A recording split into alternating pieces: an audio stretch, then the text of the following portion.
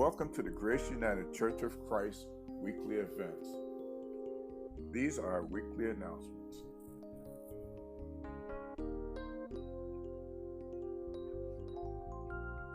On Thursday at 7 p.m. is Thursday night Bible study.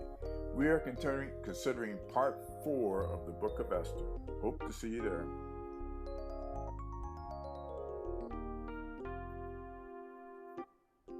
This Sunday at 9:30 a.m. is Sunday school. This week's topic is Love Fulfills the Law.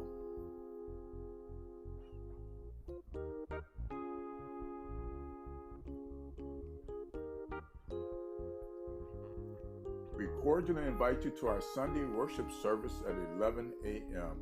This week's topic is the personal trainer. Reverend Dr. Lori C. Reed is the guest speaker.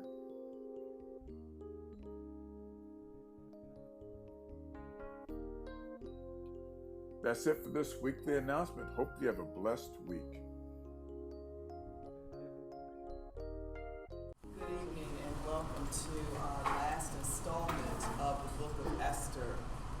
Tonight we are going to be looking through For Such a Time as This. This is actually what this Bible study was based upon.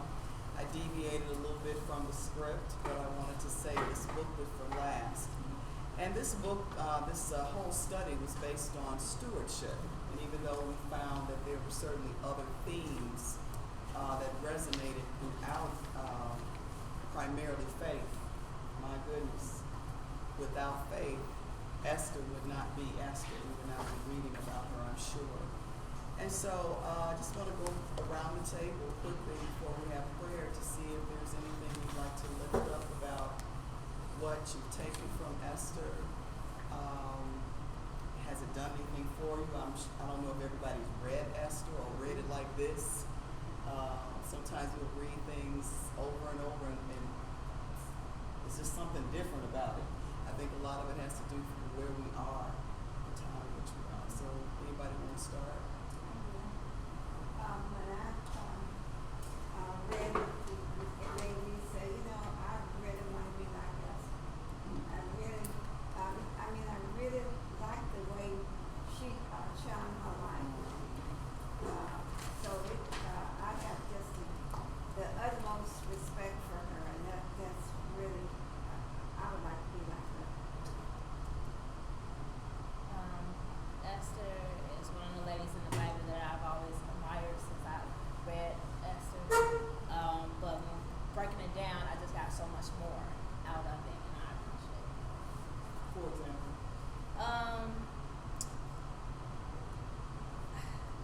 So I like, basically her boldness and the way that she was able to, come to, like towards the end, when she was able to come to the king, she could have backed down.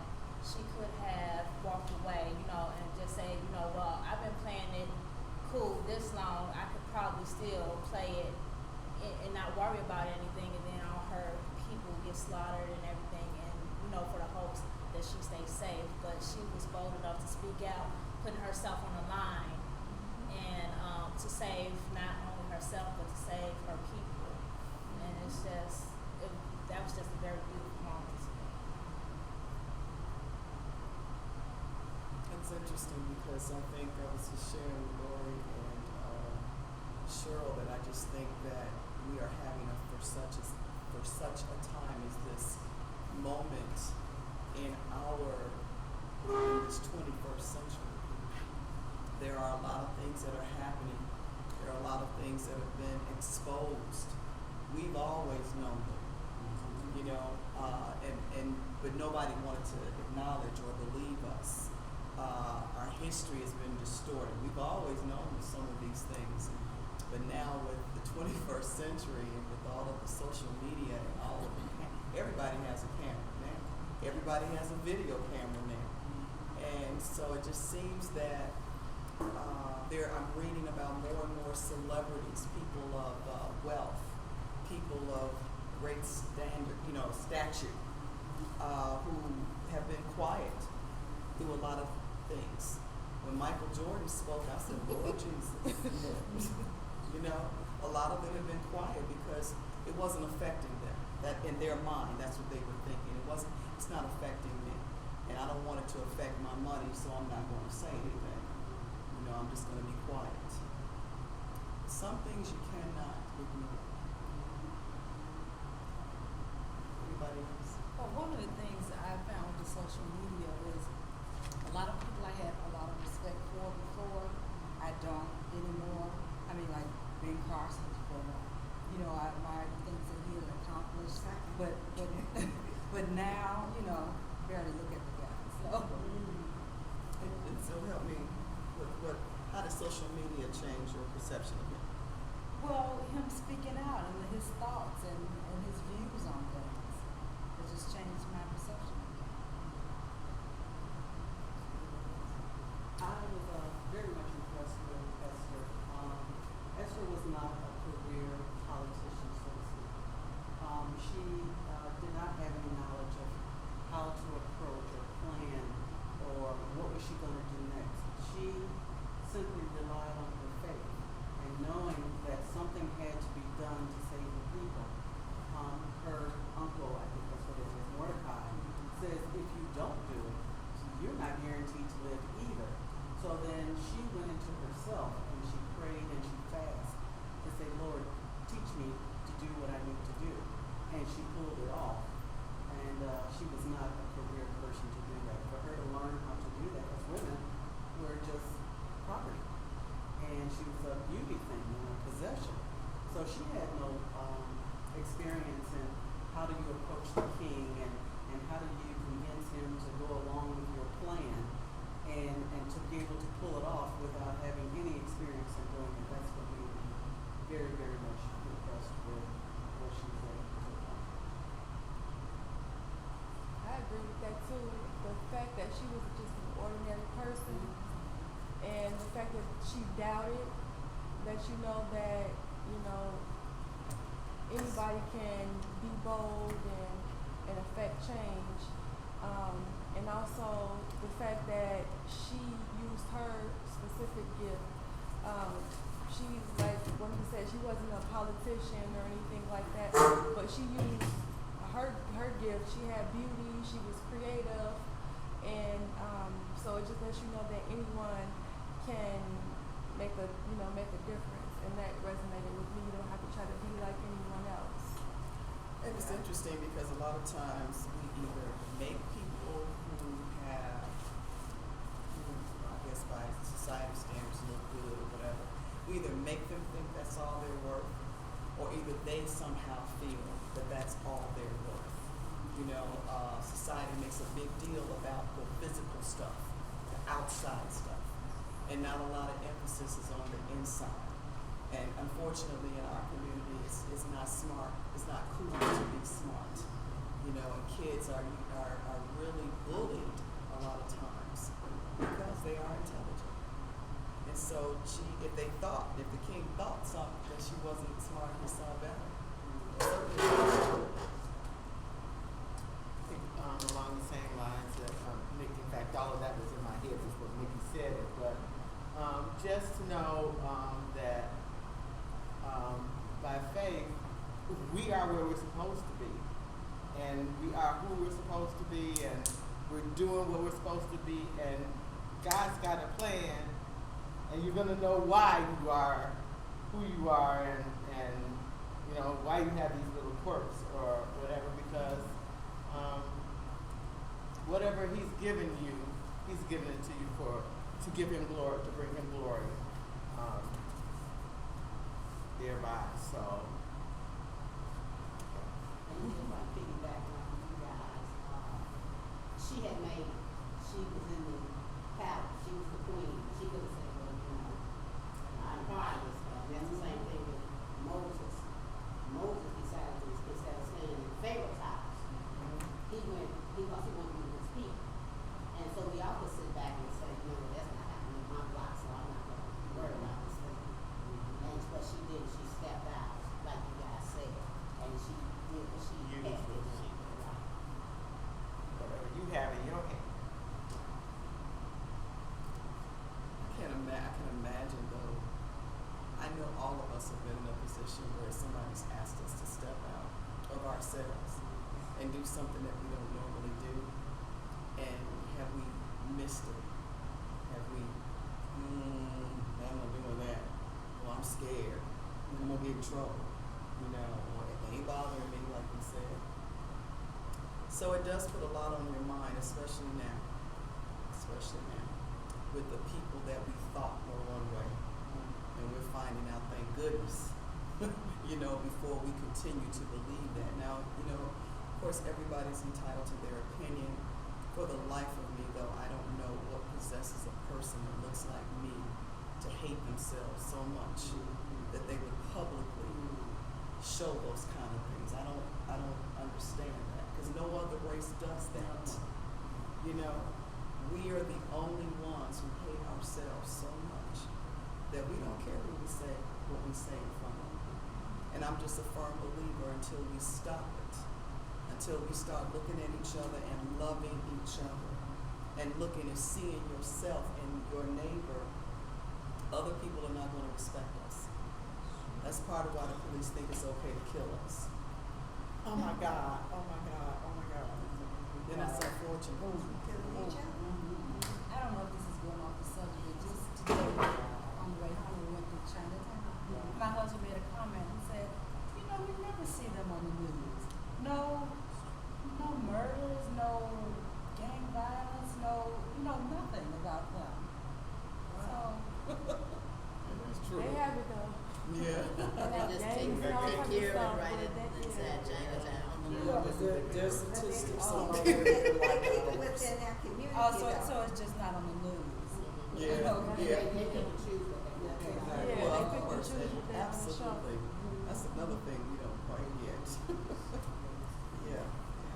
Well, anyway, I do pray that Esther has been an eye opener for all of us. Certainly has, you know, for me, and just this whole idea of the faith journey and what faith really means, as well as a broadened understanding of stewardship. That it's not just about money. It's about everything that God has given us, which is every place I walk, every place I'm blessed enough to be able to go to. That is what God has given me to take care of. So if you want to open your book up to page 2, and Deacon Stan, can you please open us up in prayer after everybody gets there? Open to page 2, please.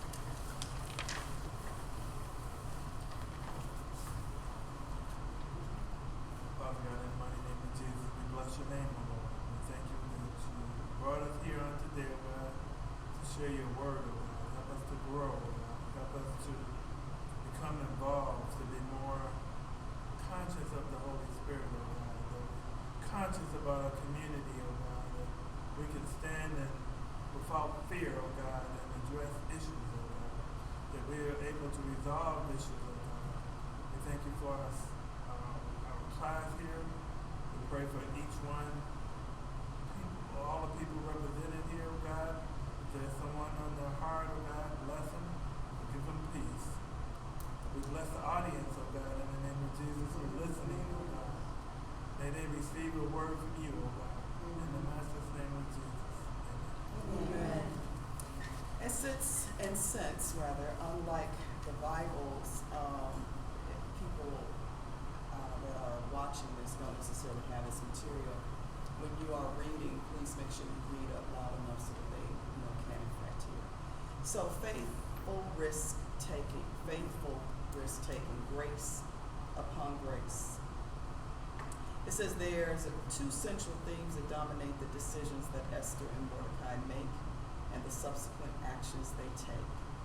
Faithful risk-taking. Openness to see the grace upon grace we have been given. Faithful risk-taking. There's risk-taking and there's faithful risk-taking. What's the main difference between the two? I think faithful risk-taking is like when Esther, she asked people to fast and pray with her instead of just impulsively making a decision. She could have done the same thing, but just impulsively without praying about it. Probably not have the same your idea. Yeah, right. And it would have been all about her, instead of about God. just to see the grace upon grace we have been given. How was grace shown in this story? The outcome. The outcome, certainly. Yeah. And all the steps that led up to it. You know, her just stepping out. Okay, it's been 30 days. I haven't seen a scepter. I don't care. You know? Amen. And believing that her plan of the banquet, you know, and some, obviously, you've ever been in a situation where you wanted to say something, but you couldn't say it, you know, and you knew it was nothing but God. She probably was going to tell him in that first banquet, but for some reason, she didn't. Something just wouldn't let her. She needed to, let him keep thinking and wondering.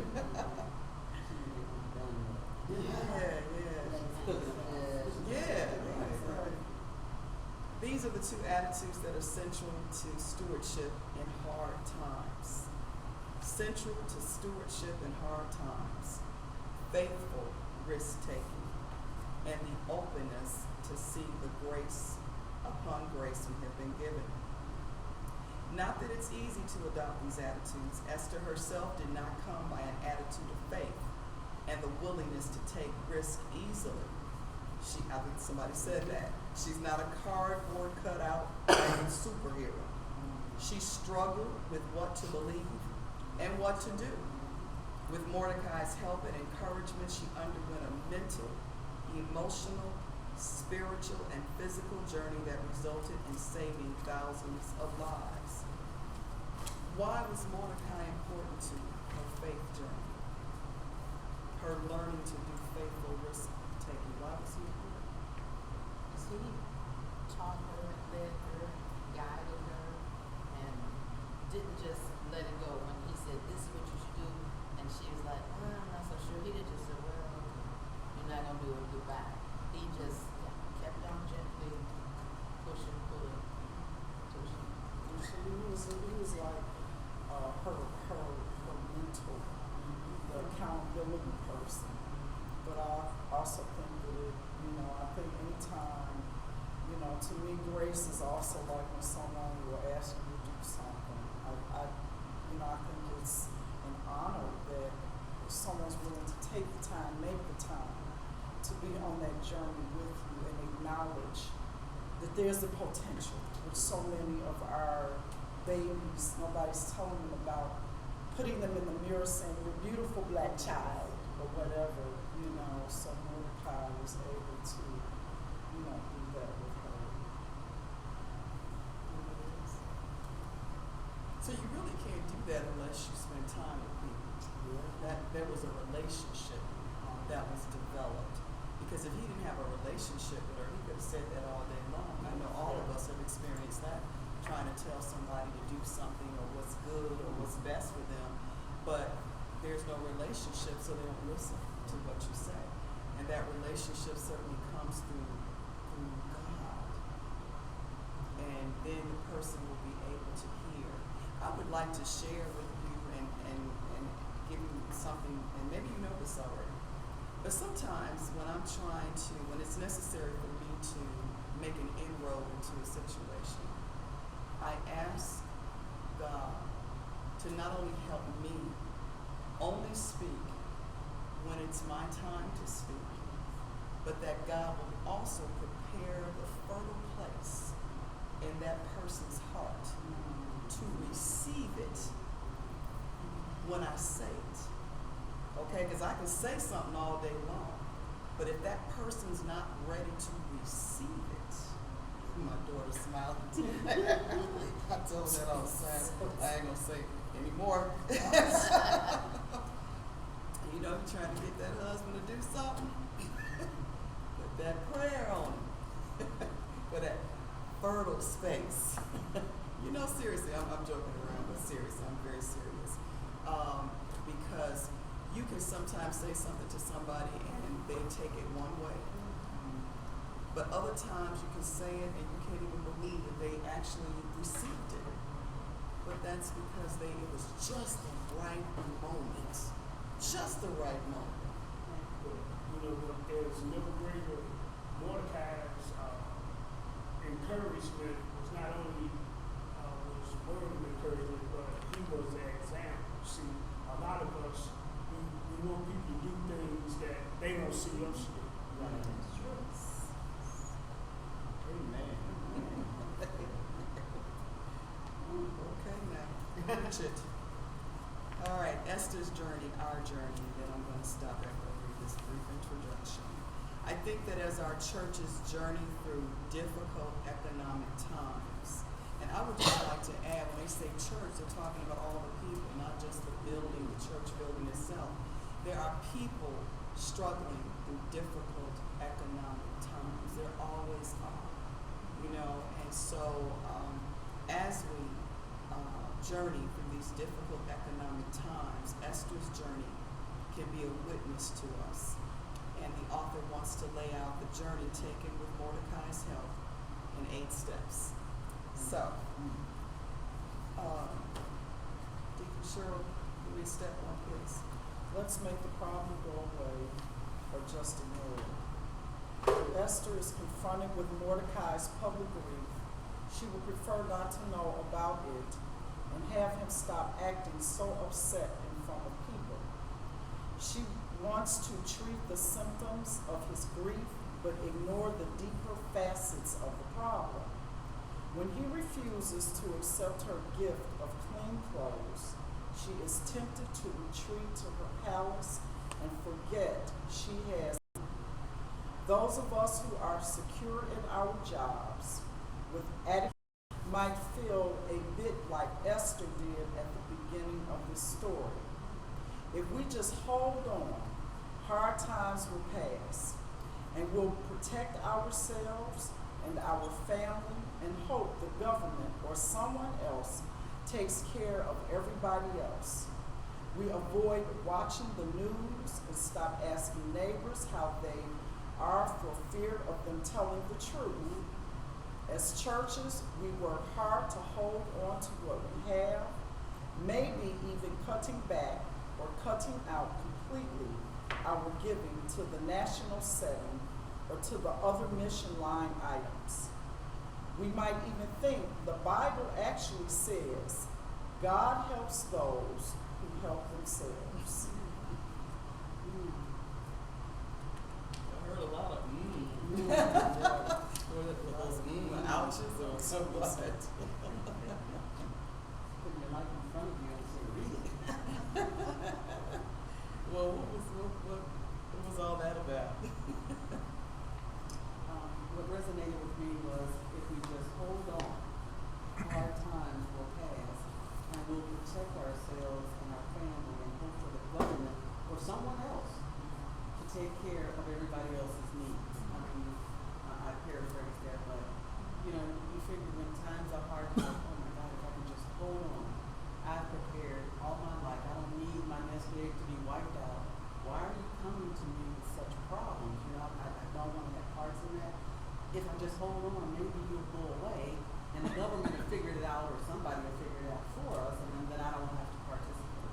That's not how life is been. It seems like on a monthly basis, there's another tragedy somewhere. And it's just like, I'm so tired. But, we have to have the faith that I have what I have because of the grace of God. And I should be able to give it away freely because He's going to replenish me even better and bless me even more if I help out. Holding on to that. Holding on. Okay. Anybody else?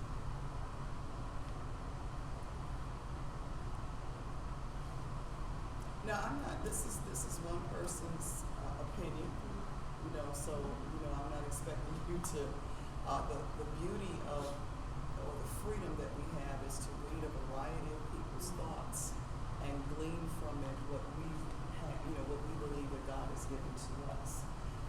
And I say that because I don't necessarily feel that every time somebody has a need, it's my responsibility to facilitate that need. That I don't believe. I certainly believe very strongly in that we do have to take some steps toward our freedom. or the change or whatever it is that's keeping us from doing what we have to do.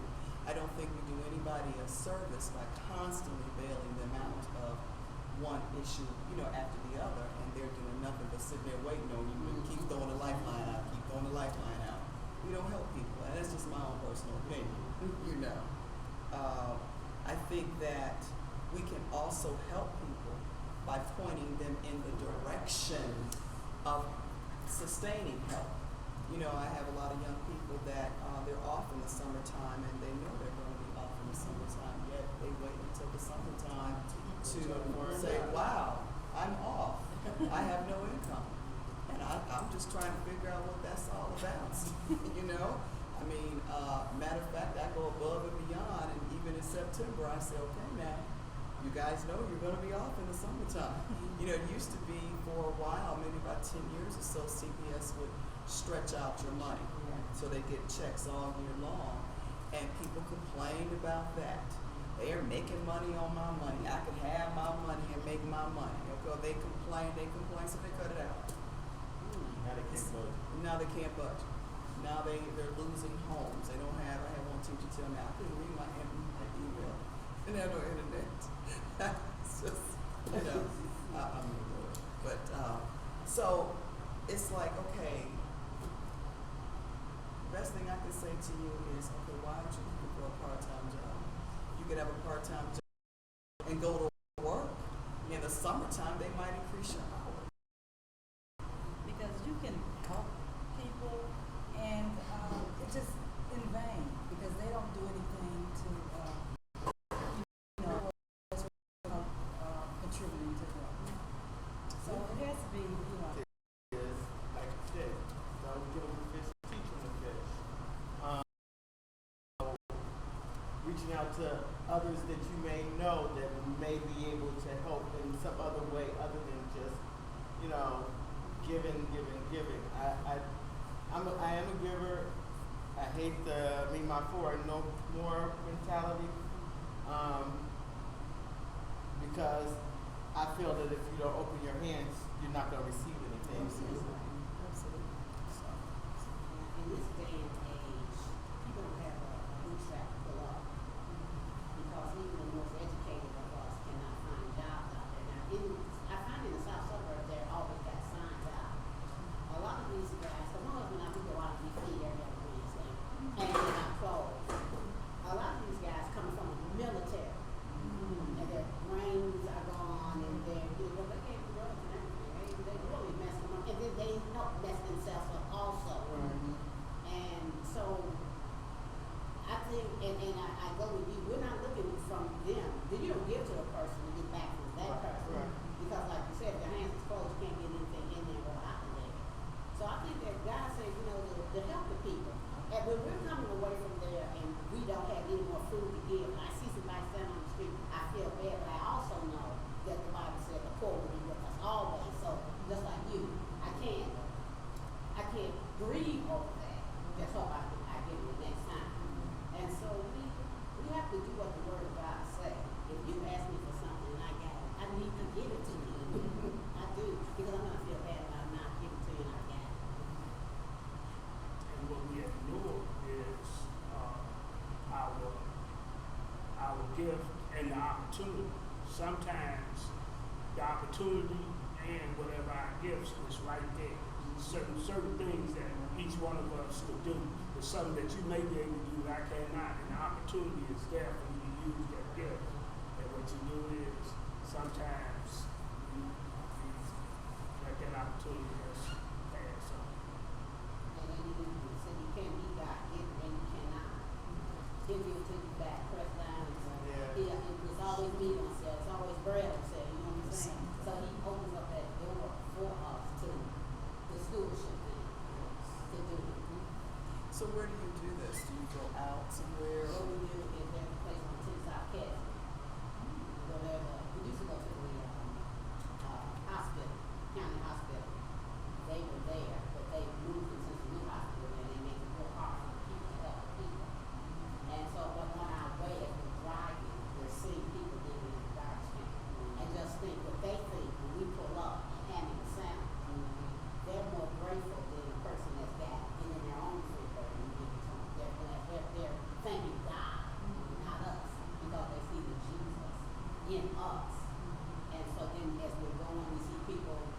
wasn't even outside with blankets and stuff. And I'll pull over, bring everyone out the car, and give them something, you know. So by the time we get there, you know, the people, where you been? We haven't been there all month. I need a rest. The guy will say, where you been? You know, and so these are.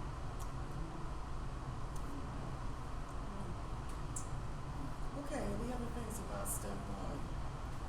I think that's a good point, that it's not all about money, it's about using your gifts.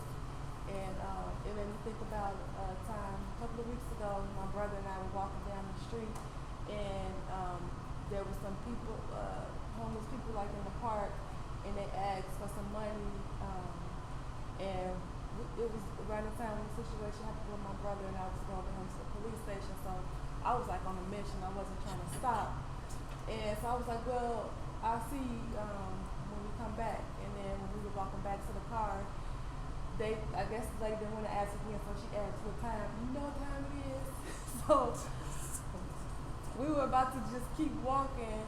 Now mind you, I always give, and you know, but sometimes you just like, every corner you walk past, everybody's giving you, sometimes you just like, and I was about to keep walking, and then I was just like, no. I went over there, and I think I gave her like $5 or something what I had. And she, you know, she said thank you, and then she said, can you pray for me? And I was like, yeah, okay. And so I thought she meant like, you know, when you go home tonight and say your prayers. She grabbed my arm. I was like, can you pray for me? She wanted me to pray for her right there. And my brother had kind of walked off. I didn't know he had took a picture of me and sent it to my dad. And was like, Nikki's in the park talking to the homeless people. And my dad was like, go get her.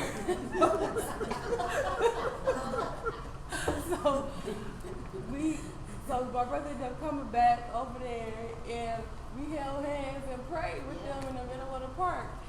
And my brother, he was giving me this look like, what are you doing? But we stayed there and prayed, and they were so happy, and they hugged us and everything, and was just, you know, the lady started crying and stuff, and it was just like, this was not even about money. She had, you know, of course, you know, if you're homeless, you have, you know, to survive, you do have to eat and stuff like that. I mean, you do need money, but she needed something more than that. And I feel like she saw something in us to even ask us to do that, which is the gifts that we have, you know. And I think it's amazing that she was fortunate enough to come across you. Mm-hmm. So, Yeah, I mean, It's a setup. God sets it up. Yes. He sets it up. I've had the experience where, you know, people are on the street because we work downtown on Canal Street. So, and I've been to a place where I'm to a stop sign, and they're always there with their signs. And I have, at one point, just driven past, and you get ready to get on the expressway, I'm like, what is Best Buy in here? You know, I just passed that up. I'll go all the way around the block, come back, got my money out, and I said, here, get you something to eat. I said, in fact, why don't you just sit in the back seat? I'm going to take you over here to the Polish place, the Maxwell Polish place. And he said, really? You'll take me over there? I'm like, Faithful risk taker. I had my girlfriend in there. I made her get the back seat. Right. I want to look at her. Right. No Yeah. risk taking. Yeah, so when you pass them up and you have that guilt feeling, you got to turn around. You just got to. Well, sometimes also, don't you think in those moments that the Holy Spirit comes along to convict you to let you know there's a real need right there. Because He's not going to put us in harm's way. And we know the difference. I'd like to add one. It's not about giving to homeless people or praying on the corner, but to do pro bono work for those who need that work. I had a client recently who was at wit's end. She had spent a lot of money trying to get her project completed. She didn't have another dime to spend. And so initially I said, well, I'll get back to you. I prayed about it, and God laid it on my heart to do this work for this woman pro bono. And I did, and it was good. So you can do that as well. What was your gift?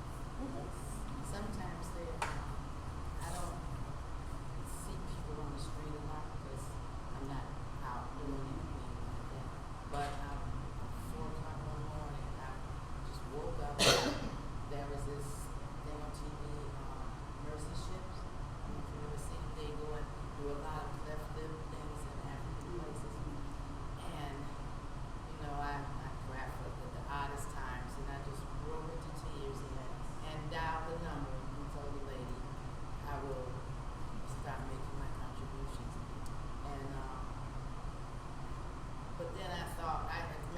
first one, I thought, how do we know that these organizations are real? So now that I can do one or two things on my computer, I put the name in, and so I give that $19 a month. And if I have missed a meal, in fact, I wish I could miss a few. Have mercy. You want to read step 2? Mordecai gives Esther proof she cannot ignore. Not only in the situation of need, real and getting work. Not only is the situation of need, real and getting work, but it involves her and will ultimately impact her life. His words are pretty clear and sharp. She is willing to open her eyes and see what Mordecai says is true. Injustice, poverty, disease, war, lack of health insurance, home foreclosure, whatever is hurting someone, somewhere hurts us all. It's not just their problem, but ours. No one is an island in the local economy. Particularly for those of us who are Christian and believe that we are all part of the body of Christ. We know that whatever impacts one part of the body will take a toll on the health of the whole body. We can't just cocoon ourselves and pretend we will survive alone. We can't ignore suffering around the corner halfway across the globe. We can't hoard what we have, and we can't keep silence. I've always, I've not quite understood all the hoopla behind the Affordable Health Care Act. Those that like to call it Obamacare. I've heard different things. I've heard small business owners say that it's kind of financially burdening to them. I've heard that very clearly. What that means, I don't know, because I'm not the owner of that particular business. For some reason, I just kind of felt that a lot of it had to do with who proposed it rather than the benefit. Right. I guess I don't understand how we live in a country as rich as this country is and think it's okay for only certain people to have health insurance. I just don't understand that. I mean, the impact of people being physically and mentally well boosts the economy in some kind of way, right? You know, so I'm just trying to figure this one out. What's the big deal? Because and that's really fearful about the next administration. You know, what will happen if we don't get out and vote, you know, to ensure that people, you know, there are people I know that did not have health insurance that have health insurance. They can go to the doctor. Everybody in the United States of America ought to be able to go to the doctor. If Australia and other countries can do that, we ought to be able to do it. Isn't it amazing though that in this campaign, you don't know where either one of them go to church? Have you heard about it? Well, when Obama was running, they talked about his church. They showed him going to church every Sunday. You know, who he went to church with and who he was his minister or his pastor. And but yet in listening, you hear nothing about God in any. Yep. And about the Double standards. about the Obamacare, a lot of Aetna, for instance, is dropping. But you know why? Because there's a lot of older people in there that's sicker and using the insurance more than the younger people that would pay into it and never use it until they got that age. So that's why they're dropping. But there's a thing on the internet, this Caucasian guy said he stood up there and Obama is standing behind him and he says that, and he is saying he did not vote for Obama, but he got sick. And he had Obama. And He had affordable insurance. Saved his life. Saved his life. There are a lot of people who did not have insurance and did not vote for that man and did all of that screaming and hollering, but they're benefiting from it. We don't even know the millions and millions of people that are benefiting from it. That's why we know that all of this is very racially oriented, and it's awful. And these people sit in somebody's church. Well, you know, some of the people that sitting behind the candidate, they have Obamacare. You can bet that. Right.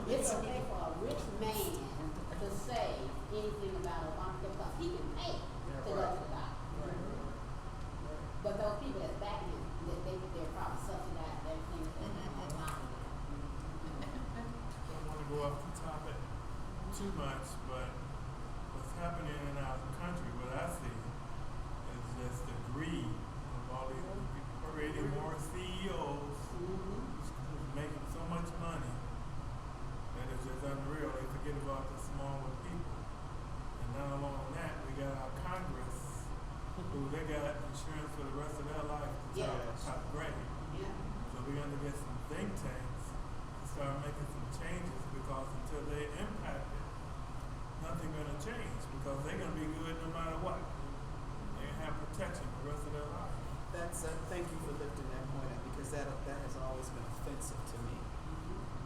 You have insurance, but you don't think your constituents should have insurance. You have insurance that our taxpayer dollars are paying for? Right. So what's the difference? And they have themselves a raise, they don't believe in minimum wage. And they don't work. All of them become richer because they were able to hear about these companies before we do, and they can trade, and it was legal. But if you found out about it, it's inside trade, and you going to jail. So yeah, Reverend Hale say double standards. But these people voted for some of these people who are not places. Well, yeah. But I mean, when do they realize they have it all and I'm voting to give them more and I don't have anything, but it's okay. Yay, he's up there. Racially motivated. It is just becoming very, very obvious, and that's why I say I don't know how we can read Esther and be the same, because there are changes that have to be made, and I believe this is the time. Step 3, please. Step 3, Esther agrees there is a problem, but then she claims that she is unable to do anything about it. It's too big. It involves people much more powerful and influential than she is. One lone person cannot make a difference. It would be too risky to get involved and wouldn't result in anything anyway. Wow, does this sound familiar? Hedge funds and bailouts and credit default swaps and other stuff with names that make no sense to me. How can I do anything in the face of that stuff? People with 7-figure incomes and high-powered executives and senators, big banks with complex regulations, auto plants closing, jobs going to India, health insurance reform. All this is simply too complicated for me or my church to do anything about. Whatever I or we do will be the proverbial drop into the bucket. And what's wrong with that? You know, just like I was telling Cheryl when she said that we only registered 15 people. I was like, sure. Only. That's wonderful. Especially when we sat around this table and decided the things that we wanted to do for Jamming for Jesus, and some beautiful spirit said we need to register people to vote. And so as we began to add, it was Juanita, okay. And so, we began to add things that we felt were needed. And so to get 15 people that are registered to vote, that is awesome. So 16. 16, I'm sorry. But it was amazing just to talk to those people. We had one guy that was an ex-convict, and he said, they told him he could never vote or register to vote again. I said, are you a convict now? I mean, are you going to trial, or have you finished your he said, I'm done, I'm out. Sonia, you don't mind that? Yes, you can, but this is But that has been, but I always believed that for a number of years. I thought they couldn't either. Well, I think the laws changed. I think about 7 or 8 years. Because if you're convicted, don't Still if you're convicted, changing. you can't vote. Because You they're- already served your time, you're done. You can vote. But And those that's- 16 might tell 16 more. That's right, that's right, that's right. And he was so happy. He was so happy that he was white shirt, you know how they come out here and have a white shirt on. And tell me it was next time. Well, I'm just excited that we were able to do that, and we're going to, that's why our vote, our faith, our vote is very important. And we're going to be doing more. Step 4, Mom. Mordecai communicates to Esther that he believes she has been given a call by God. He tells her to take another look in the mirror, to recount her blessings, to consider again what resources and assets she actually does have at her disposal. He tells her she has more influence than she thinks. Mordecai lifts up the possibility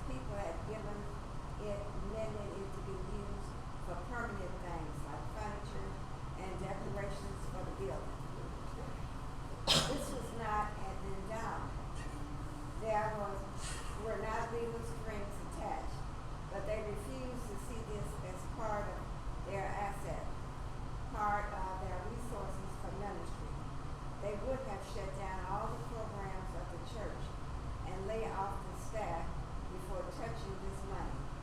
They felt needed to be used for more permanent things.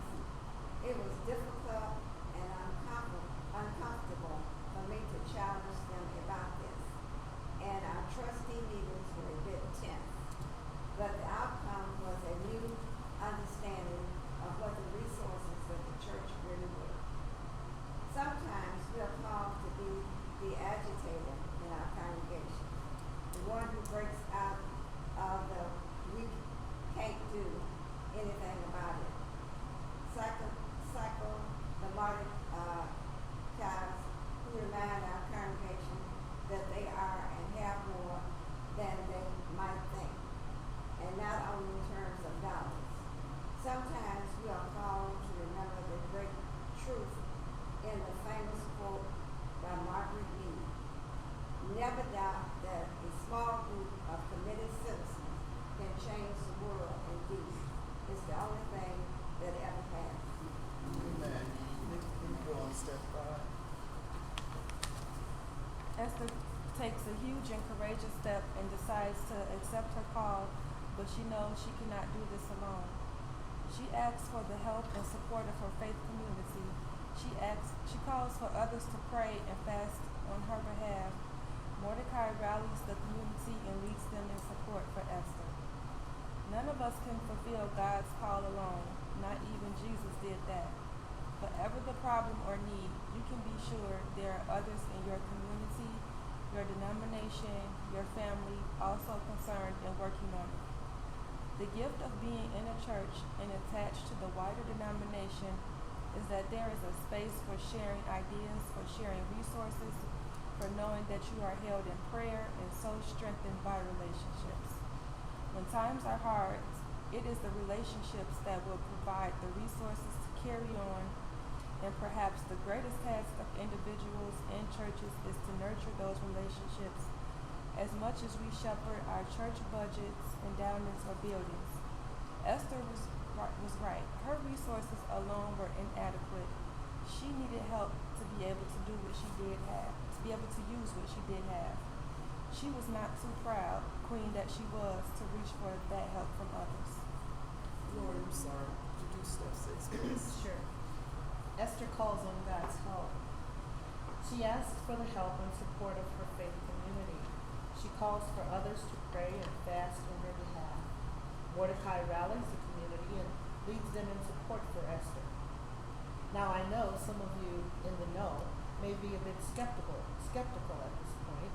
Esther is one of 2 books in the Bible where God is never mentioned. However, for Jews at that time, a call to fast implied a call to prayer. In the apocryphal books, the ones in the middle of the study Bibles, there is an edition of the Book of Esther, which is her prayer. I believe Esther must have prayed. The apocryphal version of her prayer ends with this wonderful line, "And save me from my fear." I think we ought to write that at the top of every stewardship letter we send out this year. When we can quiet the noise of our fears and anxieties and connect again with God, amazing things happen.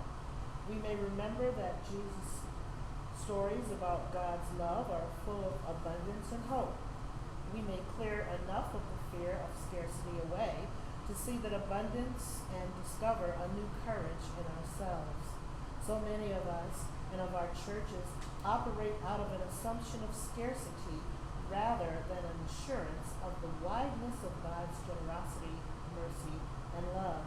We operate under an assumption of powerlessness rather than a connection to the power of God. Can we ever engage in stewardship of any kind, personal or congregational, without a concerted effort of prayer? Wow. Well, I'm going to come back to that. Save me from my fear. Andrea, can you do step 7? Just want to make sure you have enough time while we're on the air. Esther resolves to act fully aware and facing God. She steps out on her faith, giving of herself in a way that others might have called foolish.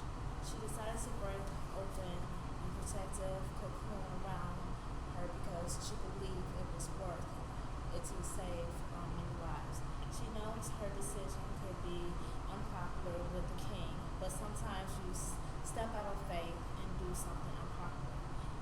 also make a plan, a careful plan taking into account the needs and the barriers to meet those needs and the resources she will need to overcome them. She seeks out and resources and she has ignored her to this point, thus opening up new possibilities for action. Making the plans is absolutely critical to the success of the actions. We cannot just sit back and wait for the money or people or other resources to flow in. We need to get creative and immigrative and make a plan. We need to be realistic about the barriers and success, but we also need to do a real strong accounting of our assets and not just financial ones. What human asset do we have among us? Whose voices might have new ideas? And how can we think outside the box? Joyce. Esther acts. The really unique thing about how Esther acts, aside from her courage, is that she uses her specific gifts to bring about a result in her way. I really want to have you hear this. She did not have political power or economic power over the king. What she had was beauty, charm, the gift of using words, patience, and imagination. If you are going to make a list of things you would want your lead person in crisis management to have, those might not all make the top of the list. That's the problem with how we often go about seeking to address problems in our midst. We ignore things like imagination, thinking outside the box, the way Esther did with the dinner parties. Instead of continuing to believe that her gifts were inadequate, she led with her strengths and made an enormous impact on her world. So often people and churches do not act because we feel our gifts are not enough to make a difference, or that we don't have the right gifts, or that we have no gifts at all. We feel that we have to do everything the way we have always done it, even when the situation in the congregation has changed. We think we have to do things that everyone else is doing them, and we compare ourselves to other churches and find ourselves wanting. Doing something different is not necessarily doing it worse, and if we think we have only scarcity, that is all we see. Esther's motto might be, use what you have been given, no matter how inadequate or how odd it might seem, and trust in God to fill in the blanks. You know, like the little boy with the 5 loaves and 2 fish in the face of 5,000 hungry people. 5 minutes. Yeah. So basically, all these steps are what you all have been saying for this entire month. I like what you shared with us in your one of your, I guess, meetings or something, that people would say, I'd like so and so, and instead of saying but, it would be and or something like that. That's pretty much what they're saying here. You know, that, yeah, well, I might not, but I've got these particular gifts. But I really love what they said about, and save me from my fears. That's something I think we could add to our prayers, because so many things are stopped because we are fearful, whether we want to acknowledge it or not. Fear takes up a lot of space in our decisions. And I don't have a copy for everybody, but most everybody, unless you have a New Revised Standard Version of the Bible, you have the Greek version of Esther. So they commented on the fact that Esther doesn't mention God, but yet in fact, if you have the Bible with the Apocrypha in it, and the Apocrypha are those books of the Bible that didn't make it into the canon, but some Bibles still carry them. There is the Greek version, and if you have, make sure everybody, because there's just a few copies, because it was quite thick. But if you have a New Revised Standard Version Bible, I know it's definitely in there.